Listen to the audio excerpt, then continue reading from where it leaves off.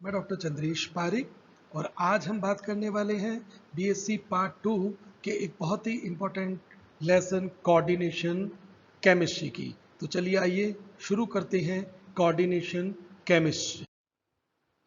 Coordination chemistry में हम बात करते हैं कोऑर्डिनेट कंपाउंड की, यानी कि कोऑर्डिनेशन कंपाउंड। देखिए, केमिस्ट्री में बहुत सारे कंपाउंड होते हैं, चाहे वो ऑर्गेनिक के हो चाहे इनऑर्गेनिक के हो। लेकिन जब बात इनऑर्गेनिक की आती है ना, तो इनऑर्गेनिक में हमारे पास में कैटायन और एनायन की जुड़ी हुई स्पीसीज होती है जो अम्ल और क्षार से बनती है, जिसे हम कहते हैं सॉल्ट, यानी कि एक सामान्य लवण। लेकिन अगर हम बात करें कोऑर्डिनेशन कंपाउंड की, तो कोऑर्डिनेशन कंपाउंड को हम कहेंगे एक ऐसी एंटिटी जिसके केंद्र में मेटल हो और उससे कोऑर्डिनेट बॉन्ड से अटैच एक दूसरी स्पीसीज जिसे हम कहते हैं लिगेंड हो। तो अगर इसे परिभाषित करना पड़े तो हम किस तरह से परिभाषित करेंगे कि ऐसे यौगिक जिसमें केंद्रीय धातु परमाणु या आयन अन्य आयनों या उदासीन अणुओं के साथ कोऑर्डिनेट बॉन्ड के द्वारा जुड़ी हुई हो। यानी कि अगर पहचानना रहा या पहचानना पड़े कि कोऑर्डिनेट कंपाउंड कौन सा होगा, तो हम कहेंगे जिसमें एक मेटल है और एक दूसरा पार्ट लिगेंड है और उन दोनों के बीच में एक बॉन्ड है, कोऑर्डिनेट बॉन्ड। उस एंटिटी को हम कहते हैं कॉम्प्लेक्स एंटिटी, कॉम्प्लेक्स कंपाउंड, या हिंदी में हम कहेंगे संकुल यौगिक।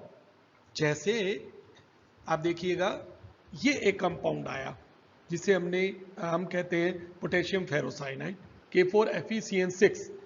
अब यहाँ पर एक स्पीसीज या एक जो केंद्रीय धातु का जो परमाणु है वो है पोटेशियम है और दूसरी एक एंटिटी है FeCN6। ठीक है, तो ऐसे कंपाउंड कहलाते हैं कॉम्प्लेक्स कंपाउंड, या इनको हम कहते हैं कोऑर्डिनेट कंपाउंड्स। अब एक सिंपल सॉल्ट में या कॉम्प्लेक्स कंपाउंड में या फिर डबल सॉल्ट में क्या डिफरेंस है? क्योंकि जब हम साल्ट की बात करते हैं ना, तो साल्ट कहते हैं कि साल्ट कैसे बनता है, कि सॉल्ट बनता है अम्ल और क्षार की अभिक्रिया से, जिसमें कैटायन होगा या एनायन होगा। जैसे आपने नाम कह दिया NaCl या फिर KCl या MgCl2। ठीक है, लेकिन अगर हम बात करें डबल सॉल्ट की, तो नाम ही बताता है कि इसमें एक नहीं होंगे, इसमें दो सॉल्ट होंगे अलग अलग। जैसे हमने लिया KCl ले लिया या MgCl2 ले लिया, दोनों के अलग अलग सॉल्यूशन लिए दो सॉल्ट के, उन्हें मिक्स किया और एक जो सॉलिड कंपाउंड बना उसे हमने कहा कि डबल सॉल्ट हुआ। फिटकरी आप अच्छे से परिचित हैं, या मोर सॉल्ट, या आप कह दीजिए कि कार्नेलाइट। अभी हम आगे बात करते हैं। साथ में अगर इन सॉल्ट को हम कंपेयर करें कॉम्प्लेक्स कंपाउंड की, तो उन दोनों को पहचानेंगे हम कैसे? तो जैसे देखिए, पहला सॉल्ट हमने लिया है जैसे फिटकरी। अब फिटकरी में देखिए K2SO4, ये क्या है? ये खुद एक सॉल्ट है। एल्यूमिनियम सल्फेट, ये भी एक सॉल्ट है।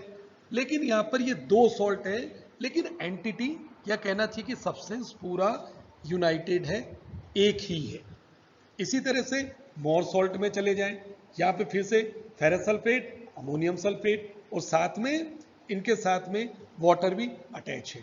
इसी तरह से कार्नेलाइट, KCl एक सिंपल सॉल्ट हुआ, MgCl2 वो भी एक सिंपल सॉल्ट है, लेकिन दोनों के अलग अलग सॉल्यूशन लेके उन्हें मिक्स करके केमिकली इवोपरेट करने के बाद में, उसके बाद जो एक सब्सटेंस मिला जो डबल सॉल्ट कहलाता है, वो मिला हमारे पास में, जिसे कहते हैं कार्नेलाइट। तो सिंपल सॉल्ट, डबल सॉल्ट, और फिर बात करते हैं हम कॉम्प्लेक्स कंपाउंड की और उसके बीच में डिफरेंस की। तो जब हम बात करते हैं ना कॉम्प्लेक्स कंपाउंड की, जिसमें एक मेटल है, जिसमें एक लिगेंड है, दोनों के बीच में कोऑर्डिनेट बॉन्ड है, दूसरी तरफ हमारे पास में एक सिंपल सॉल्ट है और साथ में डबल सॉल्ट है, तो कैसे पहचाने? तो हम इन्हें इनके सॉल्युबिलिटी से, या जल में, या अपन कहते हैं कि हाइड्रोलिसिस के द्वारा, कि जल में इनका वियोजन किस प्रकार से हुआ है, उसके द्वारा पहचान सकते हैं। तब हम सॉल्ट को लेते हैं, जैसे NaCl, हमने पानी में डाला, डिसॉल्व किया, सोडियम अलग हो गया, आयनाइज हो गया, क्लोराइड आयनाइज अलग से हो गया। लेकिन अगर मैं डबल सॉल्ट को अगर जल में डालकर या इसका मैं वियोजन करवाता हूं, इसका जल अपघटन करवाता हूं, तो मुझे क्या मिलेगा? अब इसमें जितनी भी एंटिटी होगी, जैसे ये देखिए आपके सामने, इसकी बात करते हैं हम, ये देखिए इस पूरे सॉल्ट की बात कीजिए फिटकरी की। तो अब यहां हमें क्या क्या मिलेगा? सॉल्युबल होने के बाद में मुझे पोटेशियम मिलेगा, मुझे सल्फेट मिलेगा, मुझे एल्यूमिनियम मिलेगा। तो 3 तरह के अलग अलग वैरायटी में मुझे आयंस मिल जाएंगे। इसी तरह से आप आइए कार्नेलाइट में, बताइए, ये भी डबल सॉल्ट है, इसे भी हमने इसका जल अपघटन करवाया, जल में डाला, तो क्या मिला? कितने तरह के मिलेंगे? मुझे यहां पर भी पोटेशियम मिलेगा, मुझे यहां पर क्लोराइड आयन मिलेंगे और साथ में मैग्नीशियम आयन भी मिलेंगे। तो ये है डबल सॉल्ट। लेकिन अगर मैं कॉम्प्लेक्स कंपाउंड के साथ में इनका कंपैरिजन करूंगा ना, तो क्या होगा? जल अपघटन उनका भी होगा, लेकिन एक प्रोसेस अलग होगा, वो पूरी तरह से अपने आयनों में विभक्त नहीं होगा। जैसे ये देखिए अपने पास में है K4FeCN6, ये अब आप इसे देख के क्या कहेंगे कि ये क्या है? बिल्कुल पोटेशियम मिला। अब आप गलती कर देंगे, आप कहेंगे मुझे आयरन भी मिला, मुझे साइनाइड भी मिला। लेकिन होता क्या है कि जब मैं इसका जल अपघटन करवाता हूं तो मुझे क्या मिलता है? मुझे इसके हाइड्रोलिसिस से पोटेशियम आयन मिलेंगे K+, और साथ में एक एंटिटी मिलेगी FeCN6- का 4। तो मिलेंगे 2 ही तरह के आयन। ऐसा नहीं है कि हम कहेंगे कि यहां पर भी मुझे 3 प्रकार के आयन मिल जाएंगे कि साहब पोटेशियम मिल गया, आयरन मिल गया, या Cn- यानी कि साइनाइड आयन मिल गए। 3 तरह के आयन नहीं मिलने, यहां पर सिर्फ और सिर्फ 2 ही प्रकार के आयन मिलने वाले हैं। एक होगा पोटेशियम और एक होगा FeCN6- का 4। तो ऐसी स्पीसीज जिसमें एक मेटल, जिसे हम केंद्रीय धातु परमाणु भी कहते हैं, केंद्रीय इसलिए कहते हैं क्योंकि वो केंद्र में होता है हमेशा, तो जिसमें एक केंद्रीय धातु परमाणु एन अपने चारों तरफ विभिन्न प्रकार के लिगेंड से कोऑर्डिनेट बॉन्ड के द्वारा जुड़ा हुआ हो। अब उसके पास में अलग अलग चार्ज हो सकते हैं। उसके पास में अगर as a hole plus charge आता हो तो हम उसे कहेंगे धन संकुल आयन। देखिए कॉम्प्लेक्स को हम हिंदी में संकुल भी कहते हैं, इसलिए इनको हम अलग अलग नामों से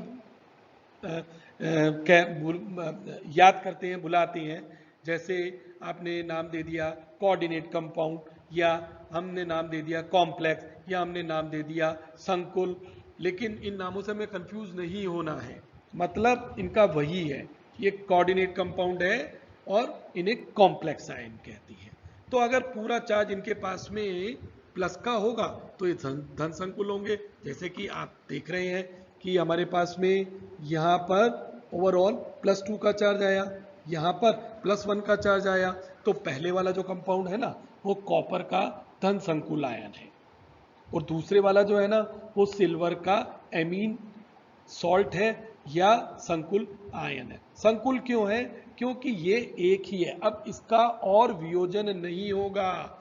ये जल में डालने पर कॉपर और अमोनिया अलग अलग नहीं देगा, इसी तरह से ये सिल्वर और अमोनिया अलग अलग से नहीं देने वाला है। तो ये क्या हो गया? ये संकुल हो गया। इसी तरह से अगर आवेश अगर ऋणात्मक है तो हम उसे ऋण संकुल आयन कहेंगे। जैसे यहां देखिए आप,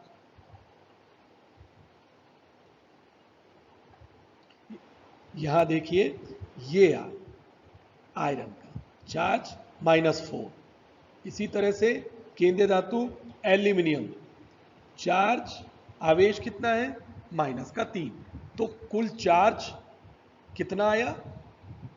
-4 और -3 का तो माइनस है ना, नेगेटिव है ना, इसलिए ये कहलाते हैं ऋण संकुल आयन। लेकिन अगर कोई चार्ज हो ही ना, तब उस परिस्थिति में हम उसे क्या कहेंगे? उदासीन संकुल आयन। जैसे यहां देखिए हमारे पास यहां पर इस कॉम्प्लेक्स में। ये भी कॉम्प्लेक्स या संकुल आयन, या हम कहेंगे ये भी एक संकुल यौगिक है, आयन नहीं है। आयन तो हम उन्हें कहते हैं जिसके ऊपर कोई ना कोई चार्ज हो, यहां पर आयन नहीं है, तो हम इसे क्या कहेंगे कि ये संकुल यौगिक है।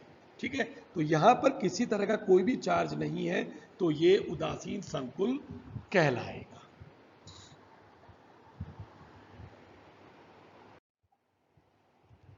Thank you. तो चलिए बताइए, ये सॉल्ट